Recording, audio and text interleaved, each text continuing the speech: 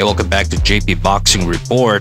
Malapit na ang pinakaabang sagupaan ng dalawang kampiyon sa Super Bantamweight Division. Marlon the Nightmare Tapales versus Naoya the Monster Inoue sa darating ni December 26 sa Japan. At so far so good, 100% ready na daw ang ating kababayan para sa parating na laban. Sa katunayan, very focused and well-disciplined daw itong si Tapales, working on different game plans going into the fight. Ayon naman sa kanyang kasparing na si Vincent Astrolabio, pa-improve daw ng pa-improve kada araw itong si Tapales. Napakaganda daw ng footwork at timing nito. At the same time, nag-improve din daw ang kanyang power at counter-punching skills. Ayon naman kay Tapales, sigurado daw na tatalunin niya si Inoue dahil pangarap niya daw maging undisputed world champion. At meron pang ang prediction si Marlon Tapales. I want to beat Naoya Inoue if I have a chance to knock him out. Of course, I will knock him out. Ma-knockout kaya ni Tapales si Inoue sa darating na December 26?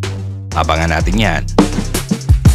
Jerwin Prettyboy Ancahas puspusan ng training para sa parating nitong laban sa February 24 kontra sa kapatid ni Naoya Inoue na si Takuma Inoue. Ayon kay Jerwin, mahirap daw nakalaban itong si Takuma dahil alam niyang magalaw at magaling ito sa counter-punching. Kaya balak ng Tiro Ancahas ng malupit na game plan para i-counter ang estilo nito.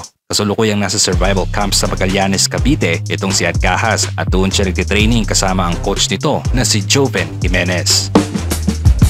Last Sunday, Magsayo blasted Avilar out in the third round with a sweet one-punch left hook. At nagulat nga ang mga Mexican fans dahil sa nangyaring yun. Pero good news, according kay Mark Magsayo ay nakausap niya na daw ang trainer nito. Ayon sa trainer ni Avilar, okay na daw at nakalabas na ito ng hospital.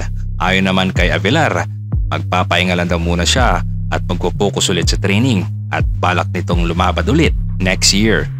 And that's it for this video, JP Boxing Report. Time out.